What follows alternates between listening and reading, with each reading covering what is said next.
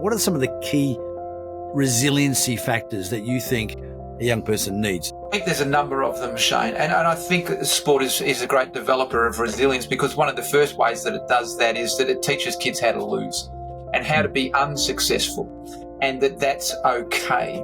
So one of the big problems of sport, of course, is that it's about the talent pathway, and it's parents protecting their kids from failure, and that's detrimental. You'll hear parents saying, oh, my child plays rep basketball, or my child genius, or setting their kids up to believe that they are so uniquely gifted and talented, and that their worth comes from their performance rather than from their character or their values. But at some point in everybody's life gets really challenging. Something goes wrong. We don't make that rep team. We fail. We get an injury and we can't play anymore, or our first girlfriend breaks up with us, whatever it is, that something hard happens.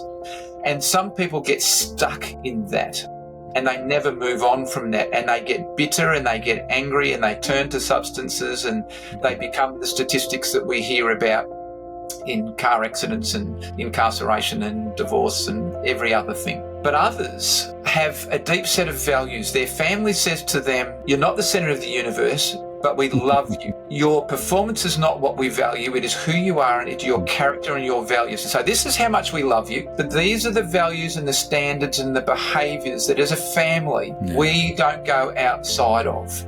And those two barriers build a very resilient child, but parents are not very good, particularly at that second bit of saying, your behaviour was poor there, and while we don't love you any less, there's going to be a consequence for that. And we'll talk about, the reason why.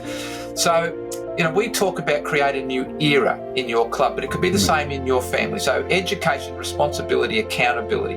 We learn why something's important. That gives us motivation.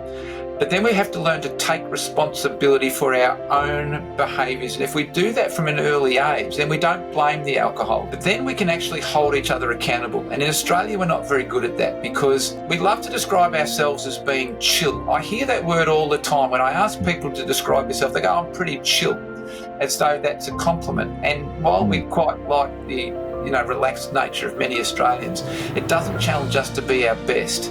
So when we're at our best, we're holding ourselves to account, but we actually build into each other's emotional bank account enough trust that we can then say, hey, what you're doing here, I'm worried for your sake, and I'm worried for the impact that you're having on other people. And this is what we're trying to get going in clubs. And this builds the resilience. So what does a resilient person look like?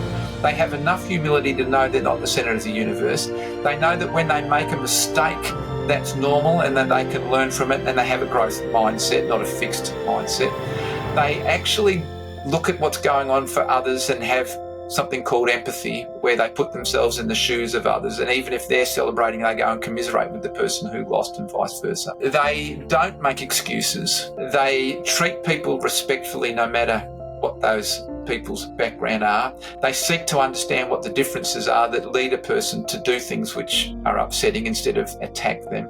I mean, I could go on and on all day. They practice. They learn how to make mistakes and move on, and their parents help them to do that when they're young.